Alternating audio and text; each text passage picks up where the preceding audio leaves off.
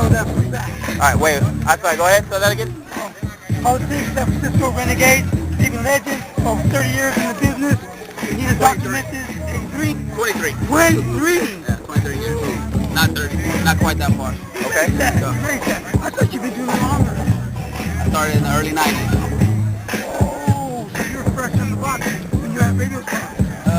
I was young then, yeah. That was like 94. I was a teenager then. So. You started around 94? No. I started in 91. 91? Yeah. That's what I'm talking about. Oh, go ahead. Okay. So who, like, how was the San Francisco scene back then, like in 91? 91, well, I grew up,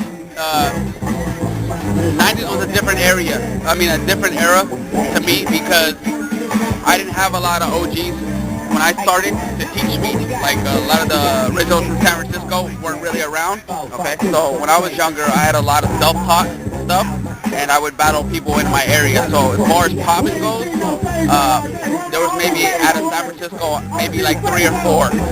So like in the early 90s for me, I was one of the only cats that would travel to San Francisco to go to like San Jose to do the bigger battles against people from San Jose. Like I used to go against Money B when I was a kid, and Tommy Boy, and, you know, and Bionic Man. Wait, how old were you when you were battling against them? I would 17. Okay. Maybe 17. Yeah. When I started, yeah. I mean, I did it when I was a kid, but 17, I used to travel up to San Jose and do the bigger battles because in San Francisco we didn't even have organized battles like there is today. Okay, type of thing. So You say you're self-taught or you learned on your own.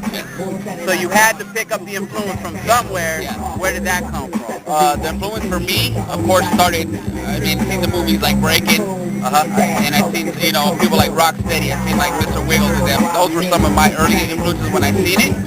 And me being self-taught at first, things, stuff like that, before I got to see like the originators from San Francisco, ended up seeing them at parties. I ended up learning from actually Pop-Tart, from Demons of the Mind. And then also at one time being a part of media circuits as I got older. So I learned from Bezo.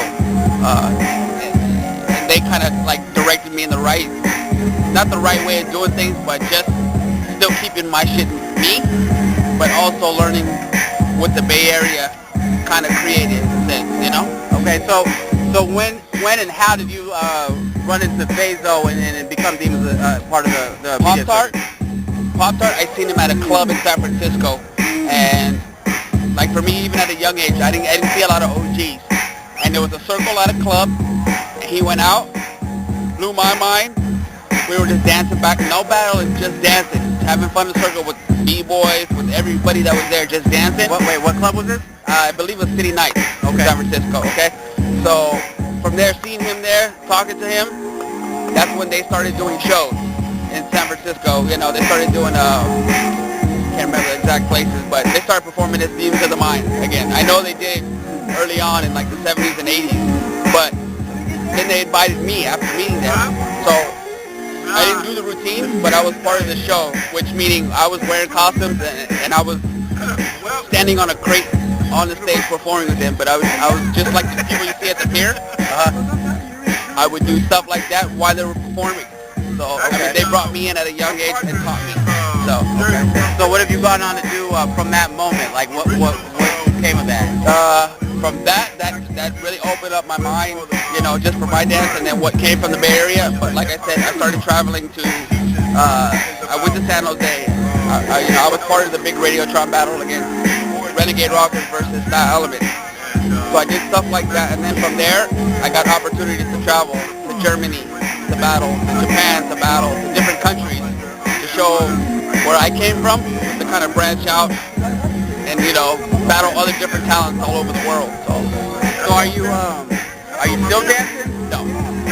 Fortunately, I got hurt in 2005. I broke my lower back at work.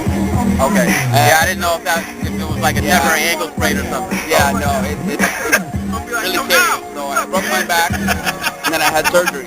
And then when I had surgery, they screwed up my nerves permanently. So my left leg doesn't work like it should. So like, me personally, I'm in constant pain all the time. So like hopping of course, is what I used to love to do. I can't unfortunately do it right now.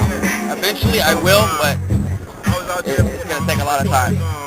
You know this guy's story, right? Yeah, we talked. Yeah, Okay. he said he was in bed for 3. I was in bed for 2 years, where I couldn't do anything for myself basically, and kind of got to where I am able to go out, hang out for a while, but like pain, man. I mean, I'm in constant pain. You know what I mean? So, but I'm okay. I'm okay up here. Right. That's what's important, because this is I've been with my life. Like, I worked a regular job like any man should do, but this is something that I love. I love battling, I love performing, I love doing all the, big stuff, and I always rep where I came from. I'm originally from San Francisco, so is my crew, so. Hey, you still go out and watch them dance? Yeah, and my boys are like, we have a younger generation coming up now, but all my boys are like, they're all traveling, doing fucking huge things, like all over the world, getting paid as professional dancers now. And for me personally, even when I was in bed, it was awesome for me to see my boys that, I grew up with out doing all these big, even though I can't do it at the time, it just helps motivate me too, you know what I mean? What are you doing now? Right now, actually, from me being hurt all this time, of course, like I said, I can't bob anymore. I started a small business. I've always been into sneakers, and those are fresh. Thank you. I've always been into sneakers ever since I was young, and I started a small company run by me, and I restore sneakers, old vintage stuff. Really? Yes, and I'm the first one to actually really do what I do. I don't just restore them. I bring the shoe completely back to life. I repair suede, leather. Website? Yes. If you can find me on Facebook, it's called Renegade Restoration. Renegade Restoration? Yes. You can find me on. I do all my before and after pics. I do custom work also, but I'm doing something that allowed me to be creative in a different way. Right. I wasn't able to dance, so like I'm doing something totally different. Just check it out, man. If you got a chance, check it out. Will. Yeah, something different. If you're ever interested, just let me know. I do, like I said, I enjoy doing a lot of old stuff that's, familiar with older shoes. They're just made better. So like, I bring stuff back to life, like stuff that is, especially being a dancer, that's how I started when I was a kid. We didn't have a lot of money to fucking buy a pair of shoes every month. I would fix my own stuff, and then it turned into me fixing stuff for my crew and myself. And then when I got hurt, I was like, man, mentally I needed to do something. I've always, I used to be a mechanic, and I went to school for that stuff, so I've always worked with my hands. And I was like, you know what, I'm going to start doing this. And it allowed me to think and be creative and just come up with all of my own techniques on how to fix stuff. Okay. So, yeah. So, what would you say though when you were dancing, like the highlight, like your most memorable moment? Easy. And it's crazy because I'm looking across the room right now. My man, Tommy Boy, we used to go at it all the time when we were younger. Because I used to go to San Jose all the time. We'd end up in the finals against each other, He would rep San Jose and I would rep Frisco. But the most memorable battle for me was probably Radiotron, when it was Renegades versus Style Elements. And a lot of people don't, not that they don't understand this, but it's not relevant today, okay, is in the 90s, Cruz, B-Boy Cruz had at least one popper. And at this battle at Radiotron, it was like one of the, not the last times, but one of the biggest times that was still relevant. So he was with Style Elements, and it was, majority of B-Boys. And their crew and my crew were going at it, and we had a bunch of B-Boys too in our crew. And I was the only popper, and he was the only popper.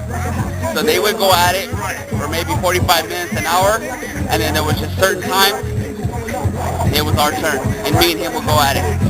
And the Radiotron was one of the biggest battles, I think, and a legendary battle on the West Coast, especially in the 90s, that, it's a part of history. What year was that? This was 97. 87, I believe. 97. Yes. Where was Radiotron held at? Oh, Los Angeles. Los Angeles? Yeah, held by Little Caesar, Air Force crew. Okay. And Radiotron dates back to the early 80s. Like they started a long time ago before we were even, not around, I was born in 76, so, but they started in the early 80s before we were really, knew about it. Right. So, but that was one of the biggest battles that I've ever been a part of. Like, just because the energy, and just the crowd was just, everybody that was on the West Coast wanted to see us two crews go at it. Because they were like the up and coming crew, and we were the crew that was around for a while, and we were already putting in a lot of work, you know, up and down the West Coast doing battles and winning. And they came up and they beat us.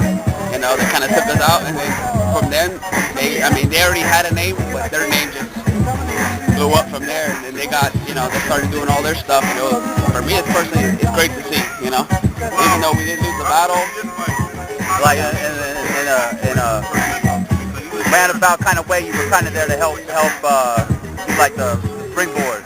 in a way, yeah, because it's like any youngster. I don't care what type of dance you do, or if you're in the competition in any way, battling, DJing, rapping, whatever it is.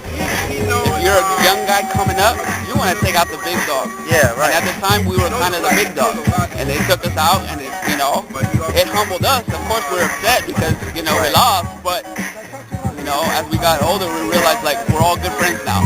At that time, we were, fuck, we lost, this shit sucks.